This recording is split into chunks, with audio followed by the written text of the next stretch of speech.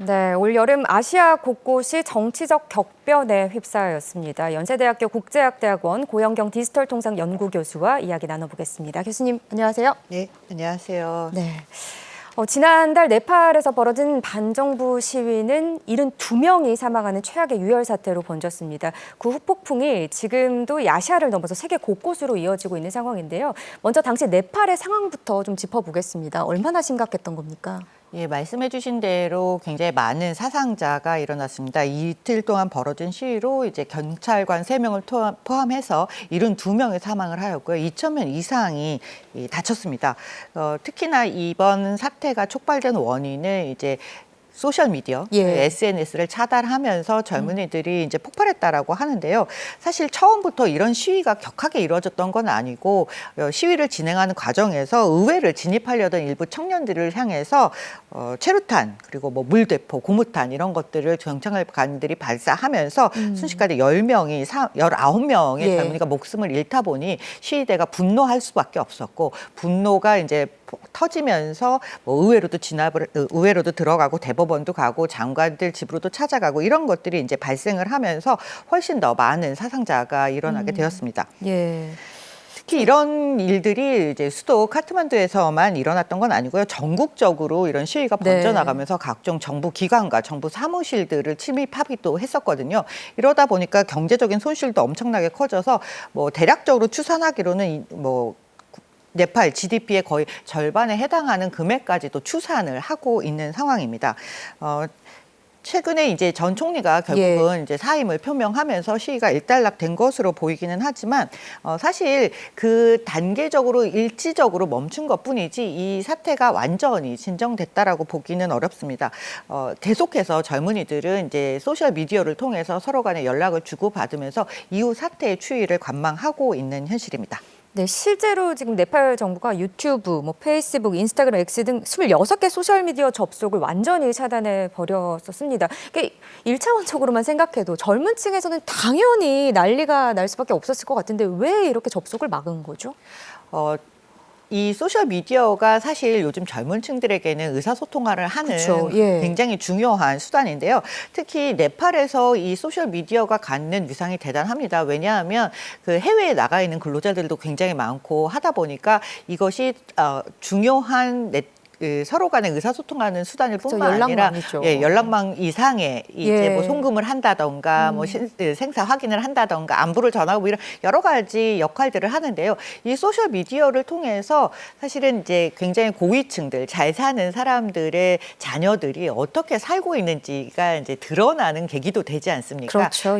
그걸 보면서 젊은이들이 굉장히 분노를 하게 되었는데요. 그러다 보니까 이 소셜 미디어를 통해서 이 상황들이 전달이 된 거예요. 그러니까 부유층들은 굉장히 전체적으로 소득 수준을 보면 네팔 친구들이 그렇게 잘 살지 못하고 있는데 이들이 이제 럭셔리한 브랜드들의 이제 뭐 상자를 막 쌓아놓고 그런 모습들이 계속 보이다 보니까 이제 젊은 층들이 분노하게 되고 특히나 이제 국회의원들이라든가 이런 소위 말하는 네포티즘이라고 하죠. 족벌 정치들을 가지고 있는데 그 자녀들을 우리가 네포키즈라고 하는데 이들의 생활상이 그대로 드러나면서 젊은이들 사이에서 분노가 촉발이 되었고 이것이 소셜미디어를 타고 나가면서 정부가 대응하는 게 가장 원초적으로 소셜미디어를 차단하면 이런 분노가 멈추지 않을까. 그래서 원초적으로 그런 그 조치를 취하게 되는데 이 명분이 그닥 통할 리가 없는 것이죠. 분노를 가라앉히기에는 너무나 크게 확산이 되었고 또 소셜미디어를 차단하는 것이 어떻게 보면 민주주의를 가로막는 소통을 가로막는 그런 것으로 인식이 되었기 때문에 젊은이들이 받아들이기 어려웠습니다. 그렇죠. 또 상대적으로 박탈감도 또 들었을 것 같고요. 이런 키워드들이 좀 떠오를 것 같습니다. 그러니까 SNS 차단은 불씨가 된 것뿐이고 근본적인 원인을 돌아보면 양극화, 부정부패에 대한 분노가 아니었나 이런 생각이 듭니다. 네팔의 부패가 얼마나 뿌리 깊었던 건가요? 말씀드린 대로 아까 일부 층이 그런 이제 엄청나게 뭐 부유층의 삶의 모습을 보여줬다라고 하는데 그것이 실제로 받아들여질 때 이렇게 크게 확 확증이 됐을 때에는 빈부 간의 격차가 굉장히 큰 것이거든요. 1인당 GDP, 네팔의 1인당 GDP가 이제 한 1,500달러 미만 정도 되는데 이것은 남아시아 중에서도 아프가니스탄 다음으로 어려운 예. 상황인 거예요. 게다가 그냥 단순히 소득 수준만 낮은 것뿐만 아니라 젊은 층들의 실업률이 굉장히 높습니다. 사실 네팔의 젊은 층의 인구가 거의 절반, 그러니까 30세 미만의 인구가 절반을 넘는데 그중에 20%가량이 직업을 갖고 있지 못하고 사실 실업률이 이렇게 높다라는 건 실질적인 삶의 현장으로 들어가면 정규직에 포함되는 일자리를 가지고 있는 사람들이 굉장히 적다는 뜻이거든요. 그렇죠. 예. 예, 그뿐만 아니라 네팔 안에서 일자리를 가질 수 있는 기회가 굉장히 적다 보니까 해외로 나가서 일을 하고 있는 사람들이 굉장히 많습니다. 그러니까 세 가구 중에 한 가구는 해외에서 일한 송금을 받아서 거기에 의존해서 살고 있는 삶을 영위하고 있는 거예요. 먹고 살기 힘든 곳이 예. 많다는 얘기죠. 예. 심지어 한국에도 네팔에서 온 이주 노동자들이 굉장히 많거든요. 네. 이렇게 빈부격차가 크다 보니까 상당히 어려운 상황이 있고 단지 내가 못 사는 것뿐만 아니라 빈부의 격차도 큰데 거기에 이 빈부격차를 촉발하는 또 다른 요인은 상당한 부패에 있다고 보는 것이죠. 그러니까 이 젊은 층들이 볼 때는 나 혼자 못 사는 것만의 문제가 아니라 구조적으로 잘못되어 있는 문제가 이 빈부격차를 확대시키고 있는데 예, 예. 그 구조적인 문제의 가장 핵심적인 고리 중에 하나는 정치가 잘못되어 있고 이 정치가 잘못된 것이 결국은 부패의 문제로 일어났기 때문에 우리가 아무리 열심히 노력해도 그런 기제를 갖기가 어렵다라고 보고 있는 것입니다. 네, 이 핵심 원인을 잘 파악을 해야 될 것 같은데 사실 네팔보다 한 발 먼저 청년들이 거리로 뛰쳐나왔던 나라가 인도네시아였습니다. 여기도 또 들여다보면 다른 원인이 있었죠. 예. 예, 인도네시아도 이제 비슷한 문제였는데요. 인도네시아도 겉으로 보기에는 사실 처음에는 이 빈부격차가 심해지는 문제, 빈부격차를 촉발했던 가장 아주 대표적인 사건이 있었습니다. 부패에 연루된 차관의 집을 급습했더니 엄청나게 많은 뭐 스포츠카도 나오고 예. 현금도 나오고 또 거기에 하나 더해서 국회의원들에게 굉장히 많은 주택 보조금을 지급하고 있었던 겁니다. 사실 자카르타 집값이 비싸기는 하는데요. 그렇다고 월별 보조금을 일반 소득 수준에 해당하는 사람들의 뭐 10배 이상에 해당하는 금액을 주택 보조금으로 준다라는 것이 받아들이기 굉장히 어려웠던 것이거든요. 예. 그렇게 해서 시위가 시작이 됐는데 시위하는 과정에서 경찰 장갑차가 배달원의 오토바이를 치여서 사망하는 일이 발생했습니다. 항상 이런 트리거가 하나씩 있게 마련인데요. 예. 네팔에서도 마찬가지고 그런 사건들을 보면서 엄청나게 많은 시위대가 분노에 휩싸이게 되었고 이것이 좀 더 비폭력적이라기보다는 굉장히 폭력적인 사태로까지 이어지면서 시위가 확산되기도 했습니다. 네, 네팔하고 인도네시아 경제 상황은 사실 좀 차이가 있긴 하잖아요. 인도네시아 같은 경우는 세계 16위 경제 대국인데 인도 같은 경우는 지난해 경제 성장률을 보면은 지금 같은 경우는 조금 다른 면모를 보이고 있기 때문에 이걸 어떻게 저희가 좀 봐야 되나 싶기도 합니다. 네, 네팔 같은 경우는 1인당 GDP, 예. 1인당 소득 수준이 1,500달러 정도라면 인도네시아 같은 경우는 1인당 GDP가 5,000달러에 가깝습니다. 예. 그러니까 소득 수준의 차이가 일단 어느 정도는 있는 것이죠. 그렇죠. 최빈곤 국가라고 하기는 어렵고 G20 중에서는 인도 다음으로 인도네시아가 가장 높은 성장률 5.3%를 작년에 기록을 했습니다. 그리고 GDP 전체 규모만 예. 따져보더라도 세계 한 16위 정도 되기 때문에 상당히 큰 경제 대국인데요. 그러면 지금까지는 경제 성장을 잘 해왔다라고 생각했지만 사실 이 성장의 어떤 과실을 누가 많이 가져갔는가에 대한 문제가 있는 것이죠. 아까 네팔에서 청년층의 실업이 굉장히 높아졌다라고 예. 말씀을 드렸는데 인도네시아에서도 비슷하게 현재 청년들의 실업률이 굉장히 높아지고 있습니다. 그리고 이들이 앞으로 새로운 더 좋은 직업을 가지리라는 희망이 약간씩 꺾이고 있는 과정이었고요.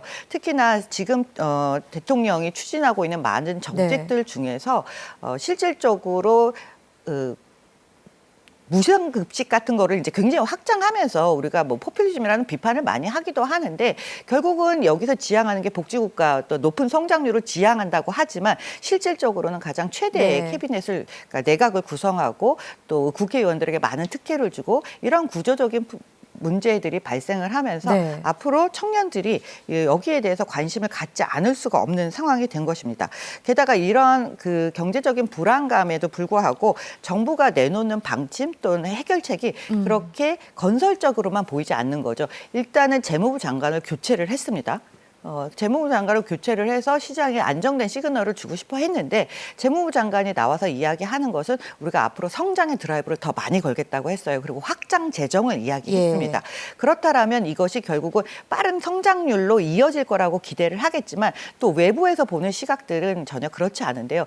지나친 확장 재정이 과연 산업의 발전으로 선순환 구조를 일으키겠는가, 오히려 다른 쪽으로 더 흘러가고 이 부패 구조가 바뀌지 않는 한 적당한, 그러니까 우리가 기대하는 만큼의 성장률을 이루지 못할 가능성에 대한 우려도 있는 상황입니다. 그러니까 안에는 좀 골마 있는 것들이 꽤 있다는 예. 그런 상황인 것 같은데, 근데 이 시위를 보면은 좀 또 하나의 공통점이 있습니다. 이게 그동안은 보면은 주도 세력이 뭐 정당이나 노조다 이렇게 볼 수 있는데 이게 지금 Z세대, 이른바 젠지 세대가 주도 세력으로 지금 비춰지고 있거든요. 네. 아무래도 이전 세대에서는 성장을 좀 더 지향하는 점이 컸다라면 지금의 세대들은 그냥 성장하는 것이 아니라 공정한 경쟁을 통해서 우리도 과실을 충분히 누릴 수 있어야 된다라고 생각하는 면이 훨씬 더 많습니다. 이러한 점은 한국의 젊은이들하고 크게 다르지 않다라고 생각하는데요. 그런데 지금까지 나왔던 이런 여러 가지 상황들을 보면 쉽게 고쳐지지 않을 거라고 생각하기 때문에 그런 점에서 청년들이 훨씬 더 분노하고 있고, 이러한 현실을 예전에는 뉴스를 통해서 접했다면 지금 소셜미디어로 급속하게 정보를 공유하면서 오히려 빠르게 대응하는 점들이 지금 청년들이 여러 국가에서 반정부 시위를 나서게 된 촉발된 요인이라고도 볼 수 있겠습니다. 네, 그동안은 정치에 좀 무관심했던 것 같지만 사실 본인들이 체감하는 게 달리 느껴지다 보니까 이런 일들도 발생을 하는 것 같은데요. 또 한 가지 눈에 띄는 점이 SNS가 시위 전반에 깊숙하게 지금 관여가 되고 있습니다. 이게 온라인 공간이 정말 직접적으로 영향을 주고 있는 거네요. 네, 그렇다고 볼 수 있죠. 전 세계적으로 보면 이 소셜 미디어를 가장 많이 쓰는 계층, 또 가장 그 소셜 미디어에서 머무는 시간이 많은 국가들을 따져보면요, 오히려 소득 수준이 낮은 국가일수록 더 높습니다. 그래서 특히나 인도네시아 같은 경우는 톡톡 사용률이 중국 다음으로 인구가 많습니다. 아, 그렇군요. 예. 근데 아까 우리가 네팔도 이야기하고 인도네시아도 이야기하고 다른 이제 이 소위 말하는 신흥 국가를 보면 인구 구조상 젊은 층들이 한국보다 훨씬 많고, 이들이 다 스마트폰을 들고 소셜 미디어에 머무는 시간들이 많다 보니 여기에서 공유된 정보가 훨씬 더 빨리 확산하고, 여기에서 뭔가 정보가 새로 공유됐을 때 우리 모여서 시위를 할 때가 되었다라고 하면 빠르게 모이는 그런 기동성이 기존의 세대보다는 훨씬 많다라고 할 수 있겠죠. 그래서 그런가요? 이게 지금 도미노처럼 번져나가고 있는 것으로 보입니다. 지금 국경을 넘어서 더 번지고 있죠. 이게 세계라는 표현까지도 쓰기도 하던데요. 예.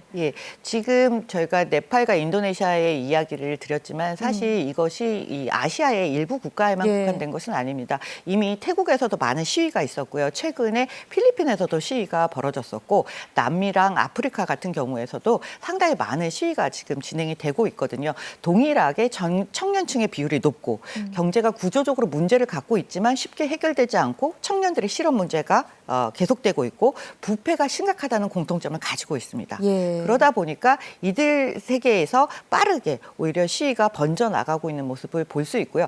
경제적인 문제가 단지 경제 정책의 문제가 아니라 구조적인 문제고, 이것이 나의 생활과 멀리 있지 않다라고 적극적인 참여 의지를 보여주는 것이라고 볼 수 있겠습니다. 네. 이 외신에서는 이런 흐름을 중동의 반정부 시위 아랍의 봄에 빗대서 아시아의 봄이다 이렇게 부르기도 하는데요. 이제 교수님께서는 이 아랍의 봄과 이게 비견할 수 있을 정도의 파급력 있는 사회 변화다 이렇게 보시나요?